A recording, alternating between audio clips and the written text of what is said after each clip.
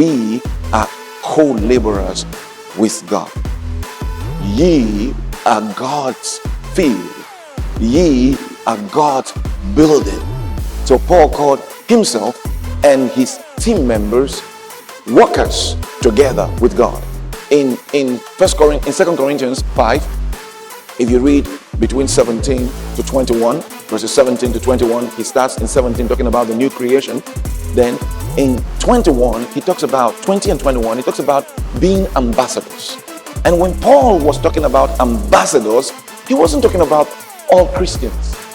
He was talking about, once again, himself and his team members. He says, we are ambassadors for Christ. What he's saying is that we are legal representatives of Christ. Then he says, we beseech you by the mercies of God, be ye reconciled back to God. He wasn't saying that every Christian is an ambassador. He was saying that we come to you as agents of light. Agents. Now, every Christian ought to be an ambassador, but Paul knew that not every Christian has stepped into that office. Not every Christian has stepped into that office. Every Christian ought to be a co-laborer with God, but not every Christian has stepped into that office. Every church congregation is supposed to be a church congregation that is connected and concerned about building this magnificent temple, but not every church is concerned about that.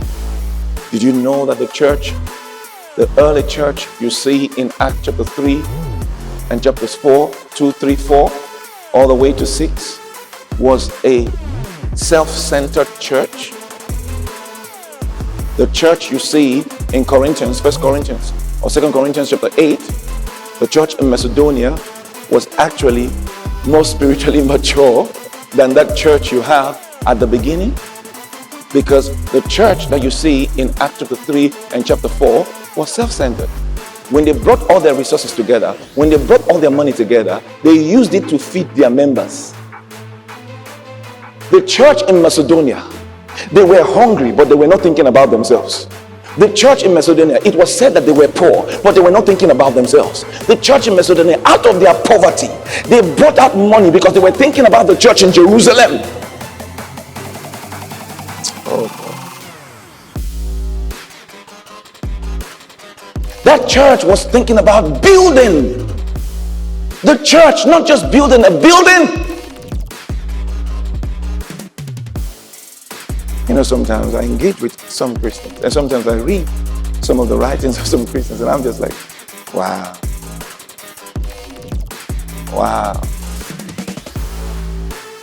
Just another stone,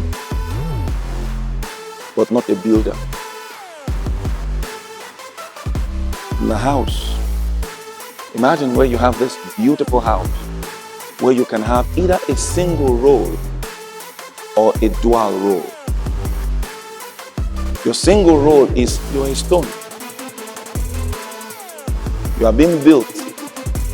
So you come to collect, you come to take, or you can have dual roll. You are being built so that you can build others. So in one hand, you're being built.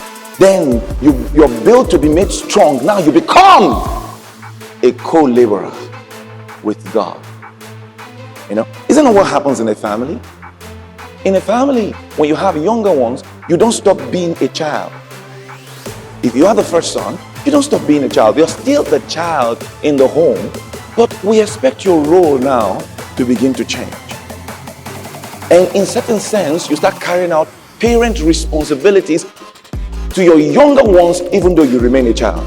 But now you have two roles. You are a child, but in a sense, also a parent. Co-laborers together with God. Co-laborers together with God.